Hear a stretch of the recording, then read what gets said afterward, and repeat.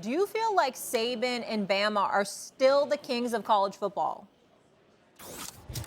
No, not right this skinny minute, because Georgia has won back-to-back national titles, and quite frankly, Nick Saban has even admitted as much to me. I sat with him in his office this spring, and he said Georgia's the best team in the country right now, but he added success is not a continuum for us or anyone else, and he pointed out the importance of longevity, and that's something that Alabama has over Georgia. National titles, right this skinny minute, that's in Georgia's favor. Okay. Yeah, I think right now the team in college football is the Georgia Bulldogs. Heather just mentioned the back-to-back national championships. And when you look at 2023 to 2024 season, they have an easier path, in my opinion, to win it again. You look at the positions across their football team, they're 2 deep at running back. I think they're 2 or 3 deep at the wide receiver position. They have the best tight end in the country, top 5 player, a guy who's probably going to be a top 5, top 6 pick, who's all-world, and Brock Bowers. You look at that defense. Well, I'll start with finish with their offensive line offensively. Top 2 in the country this season. You look at that defense, Mikael Williams, I think he's going to be a guy. My best friend actually coached him at a high school in Columbus, Georgia. I think he's going to be out for a breakout year. Nazir Stackhouse, big body guy, nose tackle in the middle, who's going to anchor that defense. I feel like linebackers, you have I think one of the better tandems of linebackers in the country, and then that secondary might be the best in the country. When you look at Georgia, they have a valid opportunity to try to three-peat, something that we haven't seen done in a very, very long time. Well, listen, the 40-year-old quarterback has graduated to the pros in Bennett, so from that standpoint, that he, at 25 years old, that was a not joke. right. Oh, that was a joke last year. He was 25 years old playing that position. I couldn't believe that. So he's out. So as a result of that, they have to win with another QB, while obviously Saban in the past has proved that he can win with multiple quarterbacks. He won with A.J. McCarron. He's won with a lot of different guys. And listen, you want to say Georgia, he's done a great job. Understand, not my eyes. Alabama is still the #1 team in college football. He's the best coach of all time in the sport. And if you look at their schedule, tell me who's beating them. They play at Texas A&M, who is 5-7, and they play at Auburn. Everything else is a cakewalk. They're not losing any of these games. I wouldn't say a cakewalk. Well, LSU at home. I wouldn't say a cakewalk because they just lost to LSU last season. And 2-point conversion. The Iron Bowl, we already know what that can. You can throw the records out when it comes to the Iron Bowl. Texas A&M. I'm looking for Texas A&M with the addition of Bobby Petrino being their offensive coordinator, being better offensively because they have some pieces. We know what their defense has been able to do the last few years, but their offense has to be intact. LSU, I really like LSU. What LSU defensive line is going to be this season, along with Harold Perkins Jr., and then 3 transfers in the secondary, that's a game that they just can't pencil in. And let's not forget, they do play the Texas Longhorns, Mad Dog. I was at that game last year, and if Quinn Ewers doesn't get hurt, Alabama has another loss on their schedule. And they had a bad call at the safety, but still, again, one more time, Harry, look at that schedule. Forget home. They're not losing home games. Oh. Forget home. They play on the road at Texas A&M, that was 5-7, and then they play at Auburn. All right, Heather, get in here. Guys, let me set you straight here for a second, okay? So they're not going to lose to Auburn. I know, throw out the Iron Bowl, all that stuff, but I'll believe it when I see it with the Texas A&M Aggies as well. There's a lot of interesting dynamics going on that coaching staff right now.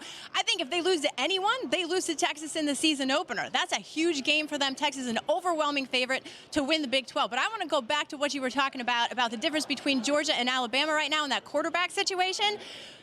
Second game in week 2, Texas. But talking about that quarterback situation between Georgia and Alabama, having listened to Nick Saban in this room right next to me 5 minutes ago say, I don't know who my quarterback is, basically, and sitting with Kirby Smart in the room yesterday saying Carson Beck is the leader right now, not necessarily the starter. He said to us yesterday that there are less holes around their quarterback position. He's more confident in that offense. You mentioned Brock Bowers. So on paper right now, I can't see any way you pick Alabama ahead of Georgia based on what we know starting at that quarterback position. And at one point, Carson Beck was ahead of Stetson Bennett on that depth chart. Alabama lost 2 games last year. They lost in overtime at Tennessee, and they lost on a 2-point conversion play to LSU. That's it. That's it. I know Georgia didn't lose any. I get that.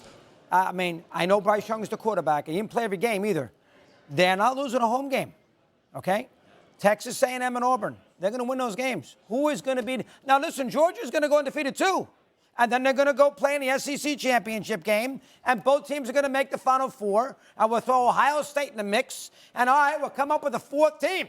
I mean, there's no balance in college football. It's the same four teams every year. Michigan, Ohio State, Georgia, Alabama. We'll come up with a TCU type, and there's your Final Four. Alabama and Georgia, to me, are neck and neck. Saban is great. I trust him with the quarterback spot. Kirby hasn't won without Bennett. So I will take Alabama as the number one team in the country. I would say this. The quarterback position, when you have a guy in Jalen Milroe and also Tyler Buckner, we got to remember now, neither one of those guys even passed for over 60% last year when it came to passing.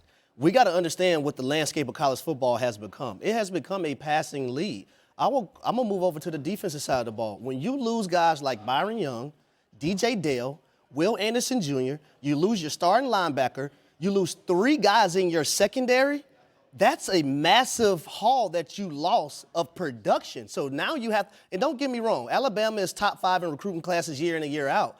But still, those guys have to go out and still perform at a very, very high level. I get it, and I have a quarterback situation is a problem. Who is going to be the starter, Heather, week 1 for Alabama at that position? Do we have a leader in the clubhouse or no?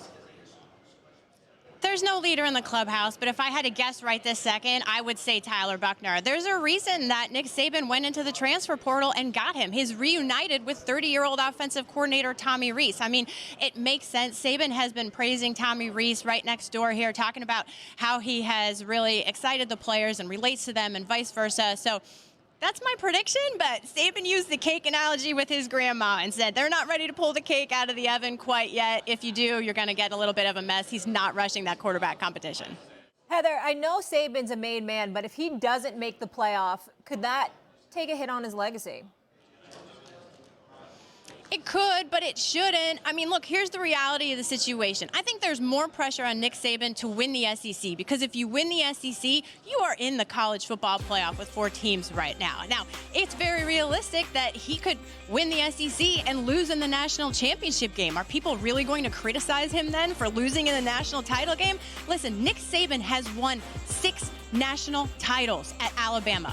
3 since 2015. If Kirby Smart goes in 3-peats, he will absolutely make history, but he's still won half as many as Nick Saban has in his career at Alabama. And no one has made more national championship appearances. No one has made more CFP appearances. So could it take a hit? Yeah, but when you look on paper, it absolutely should not.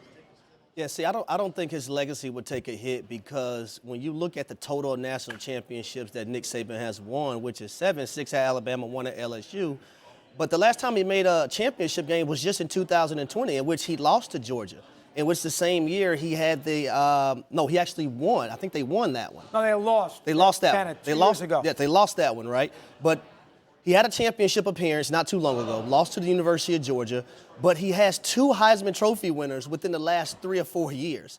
That's saying a lot about Nick Saban and what he's still able to do from a recruiting standpoint. So I don't think his legacy would take a hit because he's been such a staple and so prominent in college football and the standard hasn't changed when it's come to Nick Saban. So I don't think his legacy would take a hit at all. Absolutely not. I mean, you want to say Bear Bryant? I mean, there's a couple of you want to bring up Ara Parsegan, Newt Rockne. I mean, he is that level of college. Plus, he won a championship at LSU. Let's not forget that. He's always got 7 titles in 2 different spots. He is an all-timer. He's into it. Good job by Heather with the Q&A. Yep. He looked peppy. He's young. He's 70-something years old. He's into it. He doesn't look it. He doesn't look it. I think Saban's going to have a big year. And I also think this. I think Alabama got a little chip on their shoulder. Everybody talking Georgia. Yeah. Everybody kind of writing Alabama off. Boy, I wouldn't write Nick Saban off under any circumstances. Now, I don't know all about the recruiting classes. Harry did a great job giving us a rundown there. If you want to tell me right now that Alabama's going to be standing there at the end of the day in the SEC championship game, I'm going to believe it. These are 2 of the best teams in the country, and there's going to be 2 teams out of the SEC and playing that Final Four. It'll probably be Georgia and Alabama. Heather, who's a dark horse team that we should keep an eye on that you feel like could really make a run that we haven't mentioned yet? Are we talking about the SEC only? No. Oh, nationally? Yeah. Oh, man. Like, you want to go, like, real dark horse. I would throw out Texas Tech because they could be a surprise in the Big 12. Boosters are pouring all kinds of money into that program. But I would keep an eye on Penn State. I went to Penn State this spring. I talked to James Franklin. They have got a really good team, more depth on the offensive line than they've ever had before.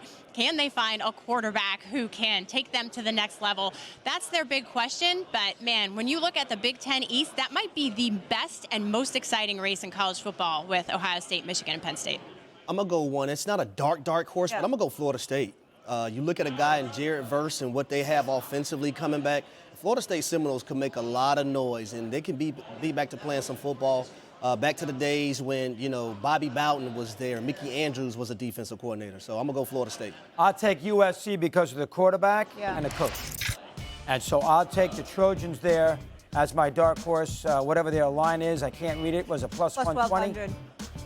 12-1. I will take USC as my dark horse. And LSU is interesting, too, because LSU is going to have a big crack at Florida, at Alabama. So if they ever beat Alabama, you got to put LSU in the mix here. And he's a good coach, Brian Kelly. Yeah, and Penn State's 22-1, not on the screen. And, the problem with Penn State is they got to beat Ohio State and Michigan. And they're not going to beat both teams. I mean, they play at Ohio State and Michigan, and they're going to lose one of those games. Yeah. So they got a very hard schedule in that East because they got to play both those big-time teams. Oh, they have a solid running back, though, in Nicholas Singleton. I love him. I love every bit of his game. Harry's on top of the college football. Look at this. Yes, sir. This is what he does. Thanks for watching ESPN on YouTube. For live streaming, sports, and premium content, subscribe to ESPN+.